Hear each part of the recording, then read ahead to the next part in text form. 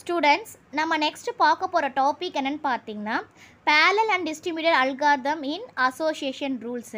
நம்மளுடைய association rules-ல parallel and distributed algorithm-னா என்னன்னு சொல்லிட்டு பார்க்க போறோம். ஃபர்ஸ்ட் நம்ம parallel data mining அப்படின்னா என்னன்னு சொல்லிட்டு நம்ம வந்து பார்க்கலாம். இப்போ parallel அப்படின்னாவே என்ன அர்த்தம்னா இப்போ வந்து டேட்டா இருக்கு இல்லையா, is an input to the problem of association rule discovery. அதாவது மல்டிபிள் ப்ராசஸஸ், அதாவது ஒரே நேரத்தில் மல்டிபிள் ப்ராசஸை ஒர்க் ஆகுதான் நம்ம என்ன சொல்லுவோம்னு பார்த்தீங்கன்னா parallel அப்படின்னு வந்து சொல்லுவோம். அட் எ டைமில் எல்லா ப்ராசஸுமே ஒர்க் ஆகணும், அதுதான் நம்ம வந்து parallel அப்படின்னு வந்து சொல்லுவோம். இப்போ primary reasons on the memory and CPU speed limitation faced by single processes. அதாவது சில நேரத்தில் பார்த்திங்கன்னா நம்மளுடைய மெமரியும் சிபியும் பேஸ் பண்ணி தான் நம்மளுடைய ப்ராசஸ் வந்து ஒர்க் ஆகும், அதை ஸ்பீடை பொறுத்து தான். அந்த மாதிரி இருக்கிறத இதை வந்து ரிக்கவர் பண்ணுறதுக்காக தான் இந்த parallel இதுவே வந்து டிசைன் பண்ணாங்க. எதுக்குன்னா அட் எ டைம் நிறைய ப்ராசஸை ரன் பண்ணுறதுக்காக தான் இந்த parallel டாஸ்கே வந்து டிசைன் பண்ண ஆரம்பித்தாங்க. அந்த ரீசனுக்காக தான்.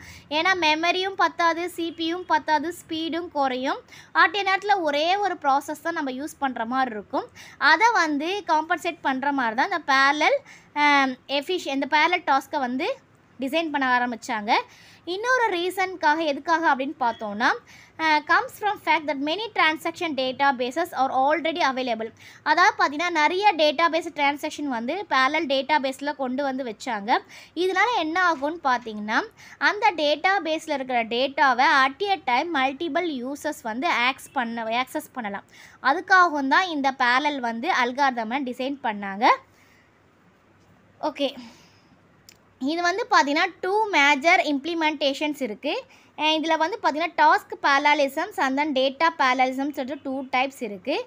இந்த டாஸ்க் parallelism பார்த்திங்கன்னா divide and conquer and task கியூன்னு சொல்லிட்டு 2 டைப் இருக்குது. இந்த டேட்டா parallelism பார்த்திங்கன்னா ரெக்கார்ட் பேஸ்ட் அண்ட் அட்ரிபியூட் பேஸ்டுன்னு சொல்லிட்டு 2 டைப் இருக்குது. இப்போ வந்து மெத்தட்ஸ் ஆஃப் parallelism, இந்த மெத்தட்ஸ் ஆஃப் parallelism வந்து நம்ம ஒன்றா பார்க்கலாம். ஃபஸ்ட்டு நம்ம பார்க்க போகிறது பார்த்திங்கன்னா டாஸ்க் parallelism. இந்த டாஸ்க் parallel அல்காரிதம் வந்து பார்த்திங்கன்னா இந்த டாஸ்க் parallelism பார்த்திங்கன்னா அந்த ப்ராசஸை வந்து செப்பரேட்டாக அசைன் பண்ணி வைக்கும். இது வந்து பார்த்திங்கன்னா 2 குரூப்ஸாக வந்து டிவைட் ஆகிருக்கு இல்லையா.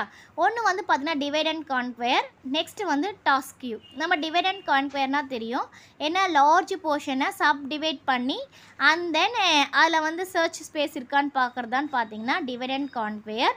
அண்ட் தென் டாஸ்க் கியூன்னு பார்த்திங்கன்னா ஸ்மால் போர்ஷன்ஸ், ஒவ்வொரு போர்ஷனாக தனித்தனியாக பிரித்து அது கியூ வழியாக கொடுக்குறதான்னு பார்த்திங்கன்னா டாஸ்க் கியூ.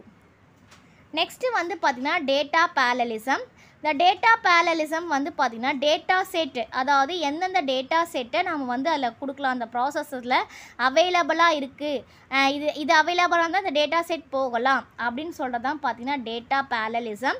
இதில் வந்து பார்த்திங்கன்னா 2 டைப்ஸ் இருக்குது, record base and then attribute based. Record based அப்படின்னு பார்த்தீங்கன்னா partition based on records will assign overlapping set of records. அதாவது ரெக்கார்ட்ஸை வந்து டேட்டா வந்து ரெக்கார்டாக பிரித்து ஒவ்வொரு ப்ராசஸருக்கும் அனுப்புறது தான் ரெக்கார்ட் பேஸ்டு. அட்ரிபியூட்ஸ் பேஸ்டுனால் மல்டிபிள் ப்ராசஸ்க்கு எந்தெந்த அட்ரிபியூட்ஸ் தான் காமனாக இருக்கோ அது மேபி எக்ஸிக்யூட்டட் இன் parallel, அது தகுந்த மாதிரி அந்த அட்ரிபியூட்ஸுக்கு தகுந்த மாதிரி டிஸ்ட்ரிபியூட் பண்ணி ரன் பண்ணுறது தான் பார்த்திங்கன்னா அட்ரிபியூட் பேஸ்டு டாஸ்க்குன்னு சொல்லலாம். ஓகே, இந்த 2 பேசிக் parallel அப்ரோச்சஸ் வந்து நமக்கு வந்து இருக்குது. ஒன்று வந்து பார்த்திங்கன்னா ஒர்க் பார்ட்டிஷனிங், நெக்ஸ்ட்டு வந்து பார்த்திங்கன்னா டேட்டா பார்ட்டிஷனிங். ஒர்க் பார்ட்டிஷனிங் பார்த்திங்கன்னா டிஃப்ரெண்ட் டேட்டாவை டிஃப்ரெண்ட் ப்ராசஸஸில் ஒர்க் பண்ணுறதான் பார்த்திங்கன்னா ஒர்க் பார்ட்டிஷியன்ஸ் அப்படின்னு வந்து சொல்லுவோம். இதோட மெயின் சேலஞ்ச் என்னென்னு பார்த்தீங்கன்னா லோட் பேலன்ஸாக பண்ணுறதும் அது ஸ்கேலபிலிட்டியாக இருக்குதுன்னு தான் பார்த்திங்கன்னா இது ஒரு மெயின் சேலஞ்சாக இருக்குது. நெக்ஸ்ட்டு வந்து டேட்டா பார்ட்டிஷன் பார்த்திங்கன்னா டேட்டா செட்டை சப்செட்டாக பிரித்து ஸ்டோர் பண்ணி வச்சு ஒவ்வொரு ப்ராசஸாக அனுப்புறது தான் பார்த்திங்கன்னா data partitioning.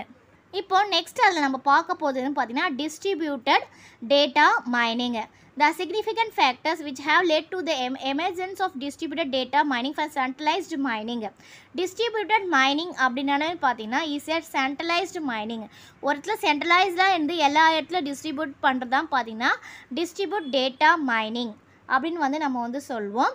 the need to mine distributed subsets of data, the integration which is non-trivial and expensive.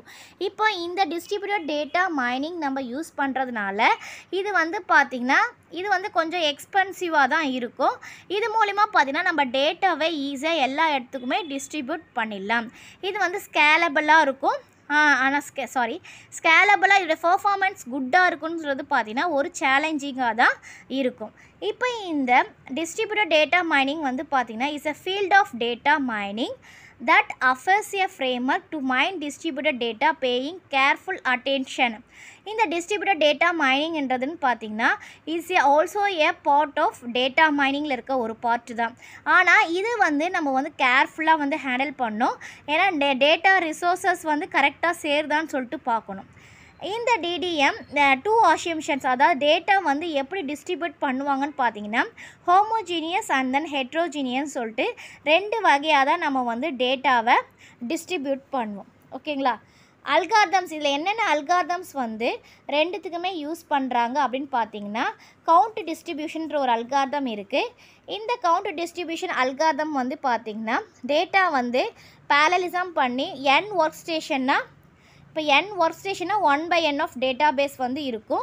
இது வந்து பார்த்திங்கன்னா எதை பேஸ் பண்ணியிருக்குன்னா அப்ரிடியரி அல்காரிதம் மாதிரியே தான் இது வந்து பேஸ் பண்ணி இருக்கும்.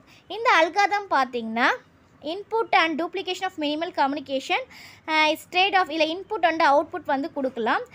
டூப்ளிகேஷன் டேட்டா வந்து இல்லை கிடையாது. அதனால் இது வந்து பார்த்திங்கன்னா load balance, good load balance. ஏன்னா நம்ம டூப்ளிகேட் டேட்டா அனுப்பாதனால நமக்கு வந்து கரெக்டாக டேட்டா வந்து சென்ட் ஆகிடும். Each workstation must scan its database partition multiple times.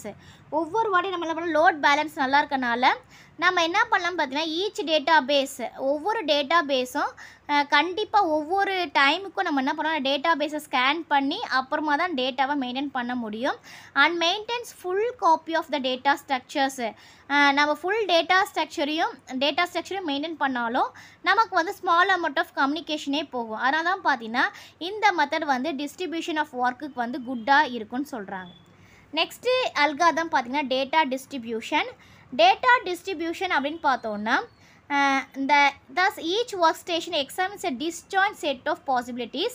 However, each workstation must scan the entire database. இதுவும் அதே மாதிரி தான் டேட்டா டிஸ்ட்ரிபியூஷன் ஆகும்போது பார்த்திங்கன்னா ஒவ்வொரு வாட்டியும் எல்லாத்தையும் ஸ்கேன் பண்ணி தான் ஒவ்வொரு கேண்டிடேட்ஸாக அனுப்போம். இந்த அல்காரிதம் பார்த்திங்கன்னா ஹியூஜ் அமௌண்ட் ஆஃப் கம்யூனிகேஷன்ஸ்க்கு யூஸ் பண்ணலாம். இதுவும் பார்த்திங்கன்னா டூப்ளிகேட் டேட்டா வந்து அக்செப்ட் பண்ணாது.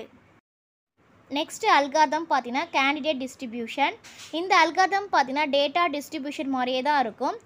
பட் என்ன ஒன்றுன்னு பார்த்தீங்கன்னா இது வந்து கேண்டிடேட் வந்து சூஸ் பண்ணுற மாதிரி தான் இருக்கும். The partition candidate across work station but it attempts to minimise communication. அதாவது இது வந்து பார்த்திங்கன்னா மினிமைஸ் கம்யூனிகேஷன். கேண்டிடேட்ஸ் வந்து எல்லாருமே வந்து ஆக்சஸ் பண்ண முடியாது. அந்த கம்யூனிகேஷனுக்கு ஒரு செட் ஆஃப் டைமிங் அந்த இவ்வளோ தான் இருக்கணும்னு இருக்கும். அவ்வளோ மட்டும்தான் நம்ம என்ன பண்ணோம்னா கம்யூனிகேட் பண்ண முடியும். அதான் பார்த்திங்கன்னா அதுக்கும் உள்ள டிஃப்ரென்ஸு. இது வந்து பார்த்திங்கன்னா லோட் பேலன்சிங் வந்து புவர் லோட் பேலன்சிங் தான். இந்த அல்காரிதமில் பார்த்திங்கன்னா புவர் லோட் பேலன்சிங், குளோபல் பேரியர்ஸும் இல்லை நிறையா வந்து வரும். நெக்ஸ்ட் அல்காரிதம் பார்த்திங்கன்னா எக்லாட்ன்றது பார்த்தீங்கன்னா transformation of the data during partition. அதாவது டேட்டா டிரான்ஸ்ஃபர்மேஷன் பண்ணுறாங்க இல்லையா, அந்த நேரத்தில் பார்த்தீங்கன்னா allows the use of simple data interaction rather than hash trees, maximizing cache locality and memory bandwidth usage. அதாவது டேட்டா டிரான்ஸ்ஃபரேஷன் ஆகும்போது பார்த்திங்கன்னா அந்த டேட்டா வந்து பார்ட்டிஷன் பண்ணுவாங்க யூஸிங் சிம்பிள் டேட்டா ட்ரேஸ். அதாவது சின்ன டேட்டா பேஸாக இருந்தால் நம்ம அந்த டிரான்ஸ்ஃபர்மேஷனை இன்ட்ராக்ட் பண்ண முடியும். கொஞ்சம் பெருசாக இருந்துச்சுன்னா கொஞ்சம் சேலஞ்சாக இருக்கும். ஆனால் எதை மாதிரி இருக்கக்கூடாதுன்னா ஹேஷ் ட்ரீஸ் அந்த மாதிரி இருக்க டேட்டாவை நம்ம வந்து ஆக்சஸ் பண்ண முடியாது. The transformation also cuts down an I/O bandwidth required by only necessary the database scan.